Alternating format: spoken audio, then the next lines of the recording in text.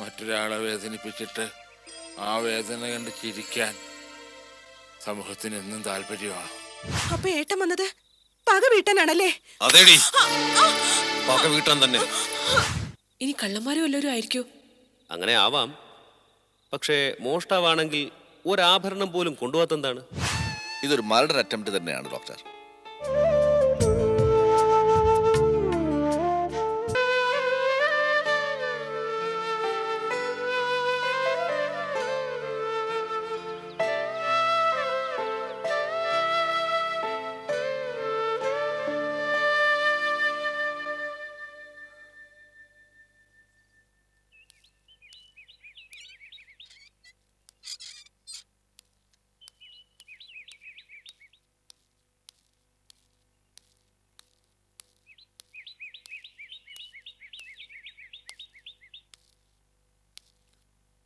നീ എവിടെയായിരുന്നു ഇതുവരെ? ഞാൻ വെറുതെ പുറത്ത് അമ്പലനടയിൽ പഴയ ചില ഫ്രണ്ട്സുമായി വർത്താനം പറഞ്ഞ് സമയം പോയത് അറിഞ്ഞില്ല. എവിടെ പോയി എന്ന് ചോദിച്ചപ്പോൾ സുമിത്രയ്ക്കും അറിയില്ല. എങ്ങോട്ടെങ്കിലും പോകുമ്പോൾ ഒന്ന് പറഞ്ഞൂടെ നിനക്ക്? സുമിത്രേച്ചി എവിടെ? ബാങ്കിൽ നിന്ന് വന്നിട്ട് പിന്നെ ഇങ്ങോട്ട് കണ്ടില്ല. ബാബു, എന്താച്ചാ? 2-3 ദിവസമായി ഞാൻ അവളെ ശ്രദ്ധിക്കുക. അവളുടെ മനസ്സിന് എന്തോ വിഷമം തട്ടിയിട്ടുണ്ട്. ചിലപ്പോ ഓഫീസിൽ ആരെങ്കിലും എന്തെങ്കിലും കുത്തുവാക്ക് പറഞ്ഞ് അവളെ നോവിച്ചിട്ടുണ്ടാവുമോ? ഏയ്, അങ്ങനെയൊന്നും ഉണ്ടാവില്ല അച്ഛാ. അത് നിനക്കെങ്ങനെ അറിയാം? മറ്റൊരാളെ വേദനിപ്പിച്ചിട്ട് ആ വേദന കണ്ട് ചിരിക്കാൻ സമൂഹത്തിന് എന്നും താല്പര്യമാണ്. അത് അനുഭവിച്ചിട്ടില്ലേ നമ്മള് ഒരുപാട്? ഇത് അതൊന്നുമല്ല അച്ഛാ. പിന്നെ എന്താണ്? അച്ഛൻ അസുഖമാണെന്ന് കരുതി ഒളിക്കണ്ട. എന്താ അവൾക്കുള്ള വിഷമം?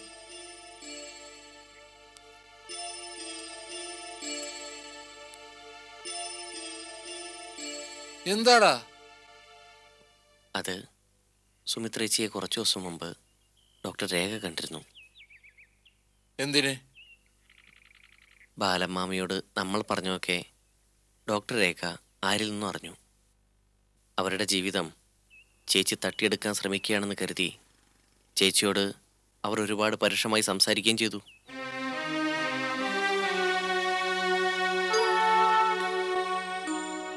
സുമിത്ര നിന്നോട് ഈ കാര്യം പറഞ്ഞിരുന്നോ? ഉവ്വ്. സുമിത്ര,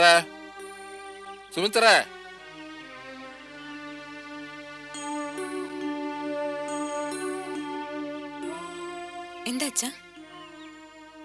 ഞാൻ ഈ കേട്ടതൊക്കെ സത്യമാണോ? എന്ത്?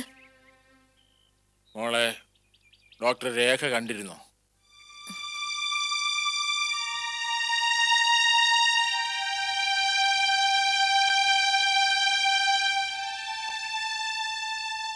എന്റെ ചോദ്യത്തിനുള്ള ഉത്തരം കിട്ടിയില്ല. ശരിയാണ്, കണ്ടിരുന്നു. കാണുക മാത്രമല്ലല്ലോ, നിന്നെ അവർ കുറ്റപ്പെടുത്തുകയും വേദനിപ്പിക്കുകയും ഒക്കെ ചെയ്തു അല്ലേ? ഇല്ല, കുറച്ചു നേരം സംസാരിച്ചു, അത്രേ ഉള്ളൂ. സംസാരിച്ചത് എന്താണെന്ന് അച്ഛൻ അറിയേണ്ടത്. അവരുടെ ജീവിതത്തിൽ ഞാനൊരു തടസ്സം ആവരുതെന്ന് പറഞ്ഞു. വേറൊന്നും പറഞ്ഞില്ല.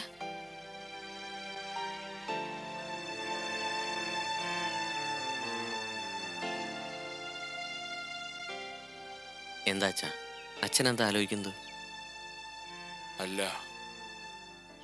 ഈ കുടുംബത്തിൽ നിന്ന് ആരും അവരുടെ ജീവിതം തകർക്കാൻ ആഗ്രഹിക്കുന്നില്ലെന്ന് ഡോക്ടർ രേഖയെ പറഞ്ഞൊന്ന് മനസ്സിലാക്കണമല്ലോ.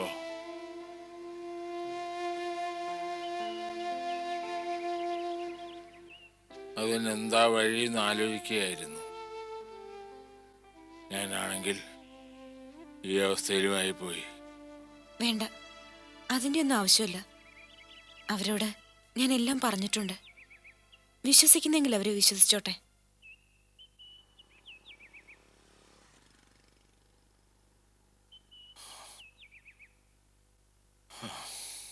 എല്ലാത്തിനും കാരണം ഞാനാണ്. ബാലരാമൻ വന്നപ്പോ ഞാനാണല്ലോ വേണ്ടു വിചാരമില്ലാതെ എല്ലാം പറഞ്ഞത്. അതിന്റെ പഴിയും അവള് കേൾക്കേണ്ടി വന്നു.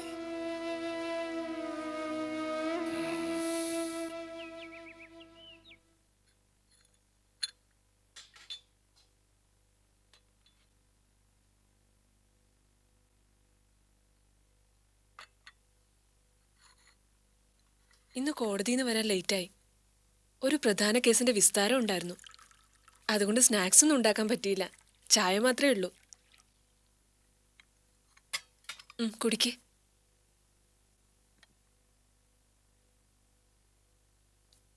എന്താടോ താൻ ഗ്ലൂമി ആയിട്ടിരിക്കുന്നത്?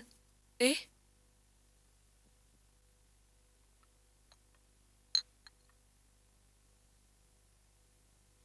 ആരെയും വേദനിപ്പിക്കാൻ ഞാൻ ആഗ്രഹിച്ചിട്ടില്ല. എന്നിട്ടും അങ്ങനെ തന്നെ സംഭവിക്കുന്നു. എന്തു പറ്റി രേഖേ? ഇങ്ങനെ അപ്സെറ്റ് ആവാൻ എന്തുണ്ടായി? ഒരു നേഴ്സിംഗ് ഹോമും കുറെ രോഗികളും, അതുമാത്രമായിരുന്നു എന്റെ ലോകം. അച്ഛൻ്റെയും അമ്മയുടെയും നഷ്ടവും ഏട്ടന്റെ അകൽച്ചയും എല്ലാം ഉണ്ടായിട്ടും ഞാൻ തളരാതിരുന്നതിന്റെ കാരണം ആ ലോകമാണ്. ഒരിക്കലും ഒറ്റപ്പെടലിന്റെ വേദന അവിടെ ഞാൻ അറിഞ്ഞിട്ടില്ല. പക്ഷേ ഇന്ന് പെട്ടെന്ന് ഞാൻ അനാഥയായി പോയതുപോലെ തോന്നുന്നു ചേച്ചി. രേഖ പറയുന്നൊന്നും എനിക്ക് മനസ്സിലാവുന്നില്ല. എങ്ങനെയാണ് രേഖ അനാഥയാവുന്നത്? അപ്പോ ഞങ്ങളൊക്കെ രേഖയ്ക്ക് അന്യരാണോ? ഒരിക്കലും അല്ല. മേനോൻ ഡോക്ടർക്ക് ഞാൻ സ്വന്തം അനിയത്തിയാ. ആ വിശ്വാസം ഉണ്ടല്ലോ. പിന്നെന്താ ഇപ്പൊ ഇത്തരത്തിലുള്ള ചിന്തകൾ? പിന്നെ രേഖ നഴ്സിംഗ് ഹോമും രോഗികളും മാത്രമുള്ള ഒരു ലോകത്തെപ്പറ്റി പറഞ്ഞില്ലേ? അവിടെ സുഖമായിരുന്നു എന്ന് പറഞ്ഞില്ലേ? ആ ലോകത്ത് ഒതുങ്ങിപ്പോയ രേഖയുടെ ജീവിതത്തെക്കുറിച്ച് ഓർത്ത് ഞങ്ങൾ എത്രമാത്രം വിഷമിച്ചിട്ടുണ്ട്. ആ ഒറ്റപ്പെടലിൽ നിന്നും രേഖയെ മോചിപ്പിക്കാൻ എത്രയോ ആലോചനകൾ ഞങ്ങൾ കൊണ്ടുവന്നു. എല്ലാം രേഖ നിരസിക്കുകയായിരുന്നു. ഒടുവിൽ പ്രസാദിനോട് രേഖയ്ക്ക് താല്പര്യമുണ്ടെന്നറിഞ്ഞ ആ നിമിഷം ഞങ്ങൾ എന്തുമാത്രം സന്തോഷിച്ചെന്നറിയോ? ദാ ഇപ്പൊ വിവാഹ തീയതി നിശ്ചയിച്ചു. ഇനി ജീവിതത്തിൽ രേഖ ഒറ്റയ്ക്കല്ല, പ്രസാദും ഉണ്ടാവും. അതെ ചേച്ചി, അതേപ്പറ്റി തന്നെയാ എനിക്ക് പറയാനുള്ളത്. എന്താടോ പ്രശ്നം? എന്നോട് പറയൂ. ആദ്യം ഈ ബന്ധത്തിൽ താല്പര്യമില്ലെന്ന് പ്രസാദ് അറിയിച്ചപ്പോ എല്ലാം ഉപേക്ഷിച്ച് നാട് വിട്ടതാണ് ഞാൻ. എത്രയോ നഷ്ടങ്ങളുടെ പട്ടികയിലേക്ക് ഒരെണ്ണം കൂടി എന്ന് സ്വയം സമാധാനിക്കാനിരിക്കുകയായിരുന്നു. അപ്പോഴാണ് പുതിയ വാഗ്ദാനവുമായി എന്നെ തിരിച്ചു വിളിച്ചത്. ദൈവം എന്നോട് ദയ കാണിക്കുകയാണ് എന്ന് ഞാൻ കരുതി. അതിനിപ്പോ എന്തു സംഭവിച്ചു? ഒരിക്കൽ വേണ്ടെന്ന് വെച്ച പുരുഷനോട് സുമിത്ര വീണ്ടും അടുക്കാൻ ശ്രമിക്കുന്നു എന്നറിഞ്ഞപ്പോ ഒരു നിമിഷം എന്റെ നിയന്ത്രണം വിട്ടുപോയി. അതറിഞ്ഞ നിമിഷം ഞാൻ സുമിത്രയെ ചെന്ന് കണ്ടു. ഇനിയും എന്റെ ജീവിതം നഷ്ടപ്പെടുത്തരുതെന്ന് പറയേണ്ടി വന്നു, അല്പം പരുഷമായ ഭാഷയിൽ തന്നെ. ഇതൊന്നും രേഖ ഇതുവരെ എന്നോട് പറഞ്ഞിട്ടില്ലല്ലോ. എന്നിട്ട് അതവിടെ അവസാനിച്ചില്ല. കഴിഞ്ഞ ദിവസം ബാബു വീട്ടിൽ വന്നിരുന്നു, സുമിത്രയുടെ അനിയൻ. വന്നിട്ട് അയാൾ എന്തു പറഞ്ഞു? ഭീഷണിയുടെ സ്വരത്തിൽ എനിക്ക് മുന്നറിയിപ്പ് നൽകിയിട്ട് പോയി. മേലിൽ സുമിത്രേച്ചിയുടെ മനസ്സ് നോവിച്ച നോക്കി നിൽക്കില്ലാന്ന്. മൈ ഗോഡ്, എന്തൊക്കെയാ സംഭവിച്ചിരിക്കുന്നത്? കാര്യങ്ങൾ ശരിയായ വഴിക്കല്ലല്ലോ പോകുന്നത്. എല്ലാം എന്റെ തെറ്റാണ്. സുമിത്രയുടെ ഭാഗത്ത് നിന്ന് ഒരു നിമിഷമെങ്കിലും ഞാൻ ചിന്തിക്കേണ്ടതായിരുന്നു. വിവാഹമോചനത്തിന് ശേഷവും പ്രസാദ് പോലും സുമിത്രയെ കുറ്റം പറഞ്ഞിട്ടില്ല.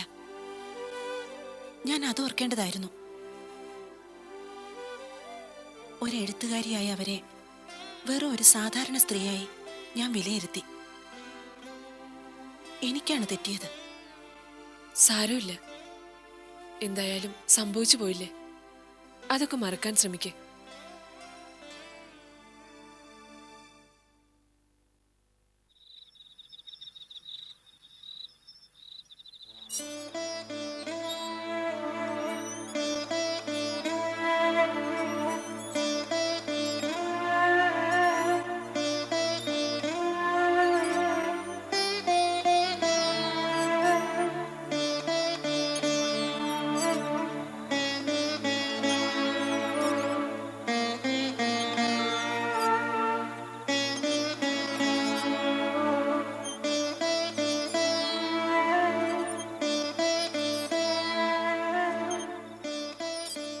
ആ വാ.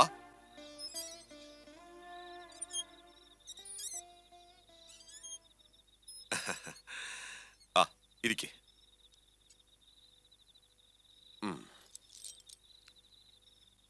ഏട്ടൻ ഒരാഗ്രഹം പറയട്ടെ, മോള് സാധിച്ചു തരുമോ? എന്താ സംശയം? ഏട്ടൻ പറയൂ, എന്താണ്? നീ നന്നായിട്ടൊന്ന് അണിഞ്ഞൊരുങ്ങി വാ. മുഹൂർത്തപ്പെട്ടും ആഭരണങ്ങളും ഒക്കെ ഇട്ട് ഒരു കല്യാണ പെണ്ണിന്റെ പോലെ. എന്തിനാ ഏട്ടാ? ഏട്ടന്റെ ആഗ്രഹം സാധിച്ചു തരാമെന്ന് പ്രോമിസ് ചെയ്താണ്. വാക്ക് തെറ്റിക്കരുത് പ്ലീസ്. ശരി ഏട്ടാ.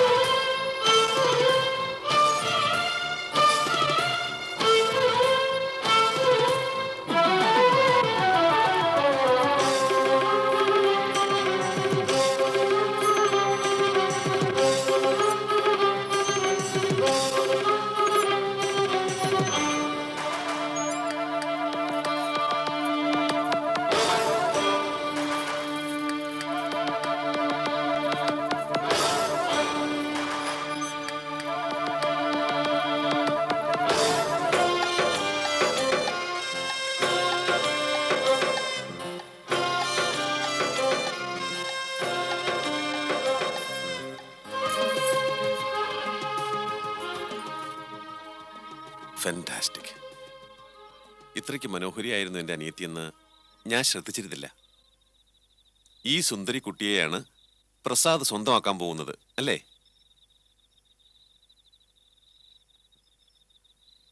പക്ഷേ അത് വേണോ മോളെ? Does he deserve you? ഏട്ടാ, ഏട്ടൻ എന്താ ഇങ്ങനെയൊക്കെ സംസാരിക്കുന്നത്? ഇതാണ് യഥാർത്ഥ റാംമോഹന്റെ സംസാരം. പരിചയപ്പെട്ട നാൾ മുതൽ പ്രസാദ് എന്റെ തലവേദനയായിരുന്നു. ഒരുപാട് വട്ടം അവൻ ജയിച്ചു. ഇനി എന്റെ അനിയത്തിയെ കൂടെ പിടിച്ചടക്കി അവൻ ജയിക്കണ്ട. ഏട്ടാ, ഭ്രാന്തിന് ചികിത്സിക്കാനെത്തിയ ആ ബാസ്റ്റഡിനെ നീ മുഴുഭ്രാന്തനാക്കിയിരുന്നെങ്കിൽ ഞാൻ നിന്നെ സ്നേഹിച്ചേനെ, അഭിനന്ദിച്ചേനെ. പക്ഷെ നീ അത് ചെയ്തില്ല. എന്നാൽ ഞാനായിട്ട് അവനെ അവസാനിപ്പിക്കാൻ നോക്കിയപ്പോ അവിടെയും വിധി അവനെ രക്ഷിച്ചു, എന്നെ തോൽപ്പിച്ചു. പക്ഷേ എപ്പോഴും ഞാൻ തോക്കാൻ പാടുണ്ടോ? നെവർ. അപ്പൊ ഏട്ടൻ വന്നത് പക വീട്ടാനാണല്ലേ? അതേടി, പക വീട്ടാൻ തന്നെ. പക ഉള്ളിൽ നെരിപ്പോട് പോലെ എരിയുമ്പോഴുള്ള നീച്ചൽ നിനക്കറിയില്ലല്ലോ, എനിക്കറിയാം. ഇവിടെ അഭയം തേടി വന്ന എന്നെ തന്ത്രപൂർവം മുറിയിലിട്ട് പൂട്ടി പോലീസിന് കൈമാറിയ പുന്നാര അനിയത്തിയല്ലേ നീ? എന്നിട്ട് ആ കരിങ്കൽ കോട്ടയ്ക്കുള്ളിൽ വെറുന്തറയിൽ കൊതുകടിയുമേറ്റ് ഞാൻ തിരിഞ്ഞും മറിഞ്ഞും കിടക്കുമ്പോ നീ ഇവിടെ ഭാവി ദാമ്പത്യ ജീവിതത്തെ പറ്റി സ്വപ്നം കണ്ട് ഉറങ്ങിയായിരുന്നു അല്ലേ? എന്റെ നിത്യശത്രുവുമായുള്ള ദാമ്പത്യം ആ സത്യമെന്നും സ്വപ്നമായി നിൽക്കുമ്പോളെ ഒരിക്കലും അത് സത്യമാവില്ല. സത്യമാവാൻ ഈ റാം സമ്മതിക്കില്ല.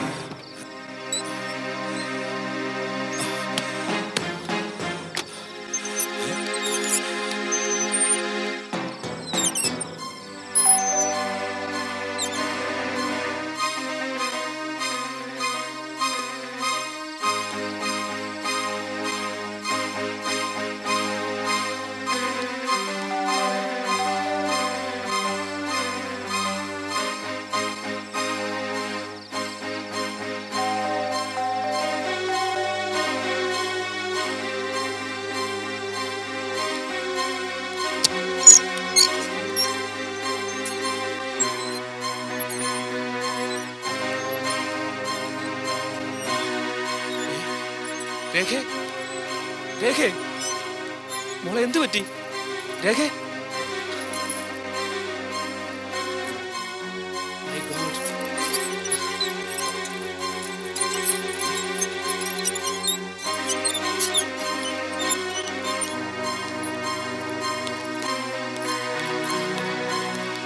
അയ്യോ, എന്താ ഡോക്ടർ? റാം, എന്ത് പറ്റി? ഡോറ് തുറക്ക്. എന്റെ രേഖയ്ക്ക് എന്ത് പറ്റി? അറിയില്ല, വേഗം ഹോസ്പിറ്റലിൽ എത്തിക്കണം.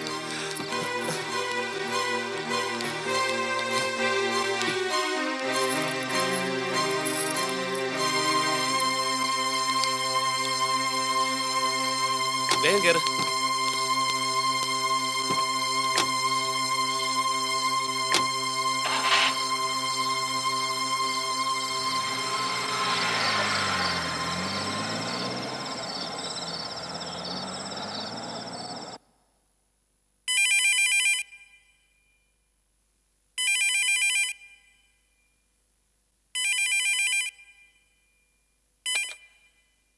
ഹലോ, ആ ജയന്തി, പിന്നെ ഒരു ബാഡ് ന്യൂസ് ഉണ്ട്. എന്താ ഏട്ടാ? നമ്മുടെ രേഖയ്ക്ക് ഒരു അപകടം പറ്റി. അയ്യോ, എന്താ അപകടം? അതൊക്കെ നേരിട്ട് പറയാം. താൻ വേഗം ഇങ്ങോട്ട് വന്നേ. എവിടെയാ വരേണ്ടത്? ഇവിടെ സിറ്റി ഹോസ്പിറ്റലില്ലേ, അവിടെ വന്നാൽ മതി. ICUല. ഏ, ഐസിയുലോ? ആ അതെ, അവൾക്ക് ഇതുവരെ ബോധം വീണിട്ടില്ല. ദൈവമേ, ഞാനിതാ പുറപ്പെട്ടു കഴിഞ്ഞു.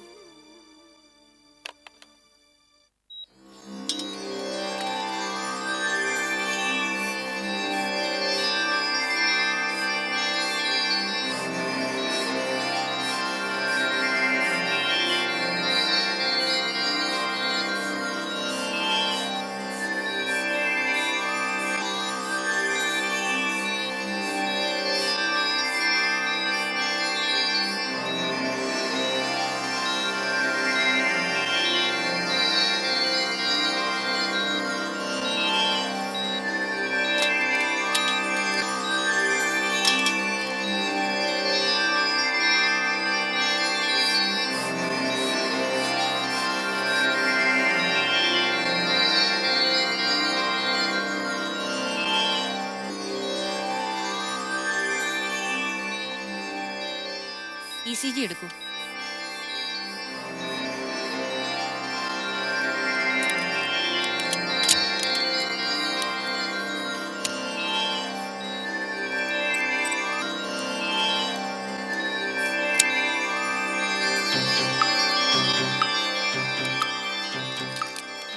പൾസ് വളരെ വീക്കാണ്, ഓൾമോസ്റ്റ് നീൽ. ഗ്രാഫ് എടുത്തോളൂ.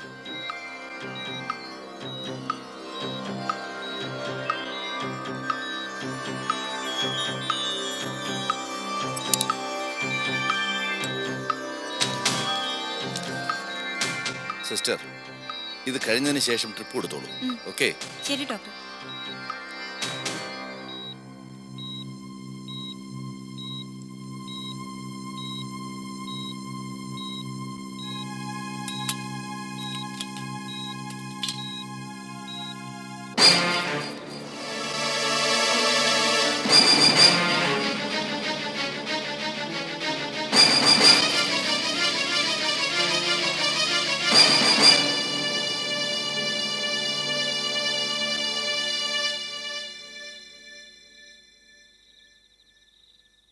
ഏട്ടൻ ചെല്ലുമ്പോൾ രേഖ തനിച്ചായിരുന്നോ?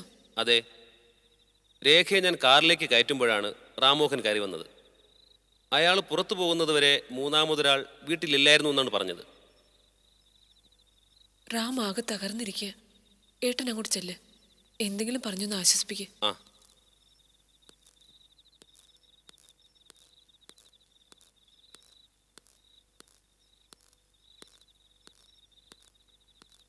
റാം,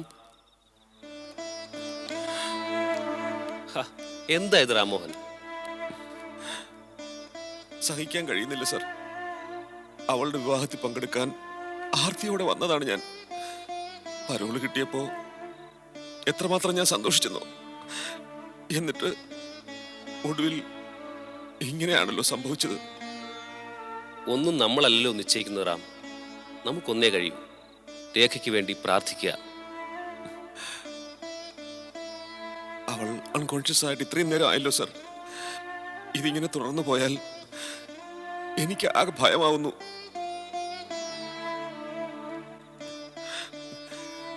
എന്റെ അനിയത്തിക്ക് എന്തെങ്കിലും സംഭവിച്ച പിന്നെ ഈ റാം ഉണ്ടാവില്ല. അങ്ങനെ ഒന്നും പറയരുത്. രേഖയ്ക്ക് ഒരു ആപത്തും വരില്ല.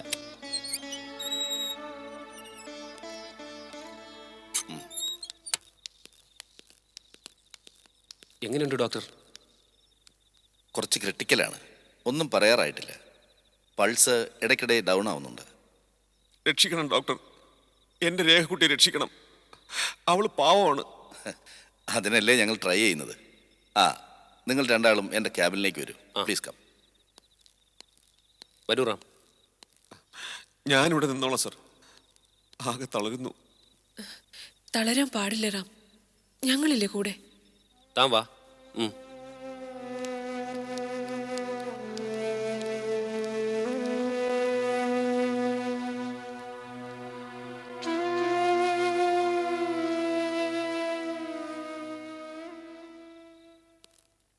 ഡോക്ടർ, ആ, ഇരിക്കും.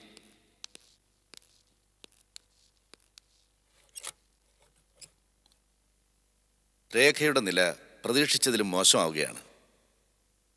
അതൊരു കോമ സ്റ്റേജിലേക്ക് മാറിക്കഴിഞ്ഞിരിക്കുന്നു. ഡോക്ടർ, കോമ സ്റ്റേജ് എന്ന് പറഞ്ഞാൽ ബോധം വീഴാതെയുള്ള അവസ്ഥയല്ലേ? അതെ. ബോധം തിരിച്ചു കിട്ടില്ലേ ഡോക്ടർ? കിട്ടാം. ചിലപ്പോൾ ഉടനെ കിട്ടാം, ചിലപ്പോൾ കുറെ കഴിഞ്ഞിട്ടുമാവാം. കുറെ കഴിഞ്ഞിട്ടെന്ന് പറഞ്ഞാൽ മണിക്കൂറുകളാവാം, ദിവസങ്ങളാവാം, മാസങ്ങളുമാവാം. It depends. മാസങ്ങളോ? മേനോ സർ, എന്തായി കേൾക്കുന്നത്? എന്റെ അനിയത്തി മാസങ്ങളോളം ബോധമറ്റ് കിടക്കുകയോ? ഈശ്വര, എന്ത് അപരാധം ചെയ്തിട്ടാണ് ആ പാപ ഈ ശിക്ഷ അനുഭവിക്കുന്നത്? ഞാനൊരു റിമോട്ട് പോസിബിലിറ്റി പറഞ്ഞു എന്നേ ഉള്ളൂ. വിധി അനുകൂലമായാൽ ചിലപ്പോൾ വളരെ വേഗം തന്നെ ബോധം തിരിച്ചു കിട്ടാം. അല്ലേ ഡോക്ടർ? യെസ്. അവളെ രക്ഷിക്കണം ഡോക്ടർ. അതിനുവേണ്ടി എത്ര പണം വേണമെങ്കിലും ഞാൻ ചിലവാക്കാം. എന്റെ ഹോൾ അസറ്റ്സ് ഞാൻ വിൽക്കാം. ഈ ജീവിതത്തിൽ ബന്ധുവായി എനിക്ക് വേറെ ആരുമില്ല doctor. We will try our level best. എങ്ങനെയാണ് ഡോക്ടർ അവൾക്ക് സംഭവിച്ചത്? അത് പറയാനാണ് ഞാൻ നിങ്ങളെ ഇങ്ങോട്ട് വിളിപ്പിച്ചത്. ഒരു കൊലപാതക ശ്രമം നടന്നതായി ഞാൻ സംശയിക്കുന്നു. മൈ ഗോഡ്, കൊലപാതകമോ? യെസ്. അത് പ്ലാൻഡ് ആണോ ആക്സിഡന്റലാണോ എന്നൊന്നും അറിയില്ല. എന്താ അങ്ങനെ തോന്നാൻ കാരണം? അത് രേഖ വല്ലാതെ ശ്വാസം മുട്ടൽ അനുഭവിച്ചതായി തോന്നുന്നു. മാത്രവുമല്ല, രേഖയുടെ കഴുത്തിൽ ഞെക്കിപ്പിടിച്ചതിന്റെ അടയാളവുമുണ്ട്.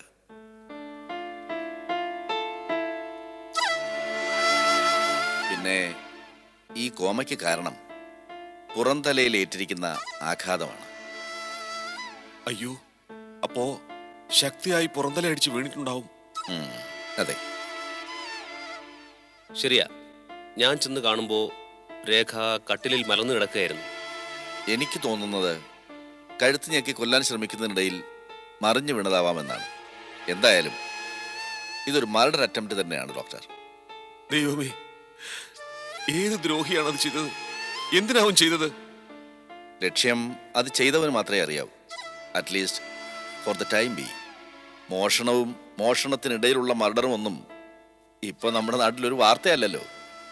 അപ്പോ മോഷ്ടിക്കാൻ വന്നവനെ രേഖ കണ്ടതുകൊണ്ടാവാം അവൻ കൊല്ലാൻ ശ്രമിച്ചത്. May be. അതൊക്കെ കണ്ടെത്തേണ്ടത് പോലീസാണ്. അതുകൊണ്ട് വിവരം എത്രയും വേഗം പോലീസിനെ അറിയിക്കണം.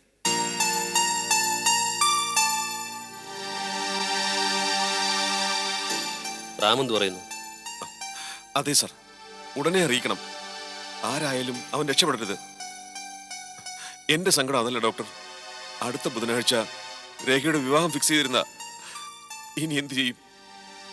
എന്തായാലും ഈ അവസ്ഥയിൽ വിവാഹം നടക്കില്ലല്ലോ. ഞാൻ നേരത്തെ പറഞ്ഞതുപോലെ കോമയിൽ നിന്ന് ഉണരാൻ ചിലപ്പോൾ ദിവസങ്ങൾ എടുത്തേക്കാം. ആ നിലയ്ക്ക് വിവാഹം മാറ്റിവെക്കുന്നതാണ് അഡ്വൈസബിൾ.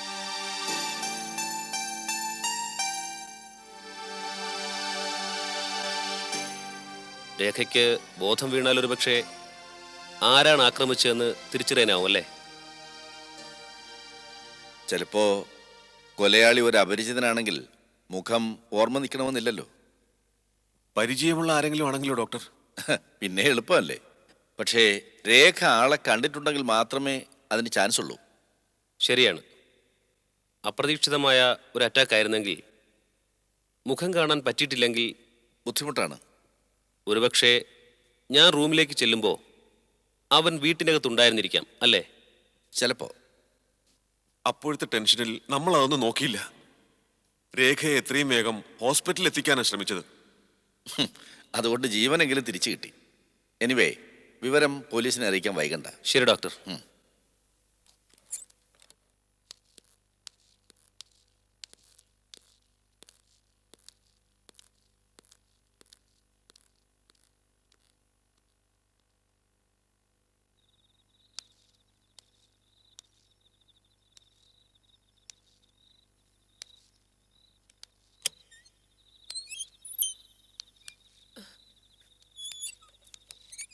എങ്ങനെയുണ്ട് ഡോക്ടർ? മാറ്റമൊന്നുമില്ല, അതുപോലെ തന്നെ.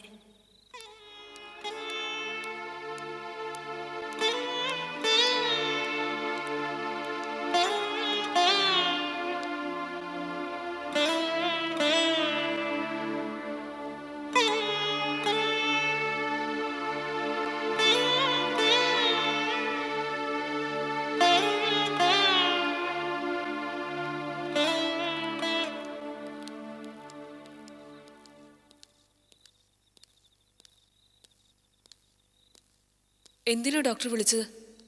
രേഖയുടെ ഡീറ്റെയിൽസ് സംസാരിക്കാൻ തന്നെ. പിന്നെ മറ്റൊരു പ്രധാന കാര്യം കൂടി സൂചിപ്പിച്ചു. എന്താണ്? It was A murder attempt. My God. ഇത് സത്യമാണോ? അതെ, ഡോക്ടറുടെ നിഗമനമാണ്. ശ്വാസം മുട്ടിച്ച് കൊല്ലാൻ ശ്രമിച്ചതിന്റെ ഫലമായിട്ടാണ് ഇങ്ങനെ ഉണ്ടായത്.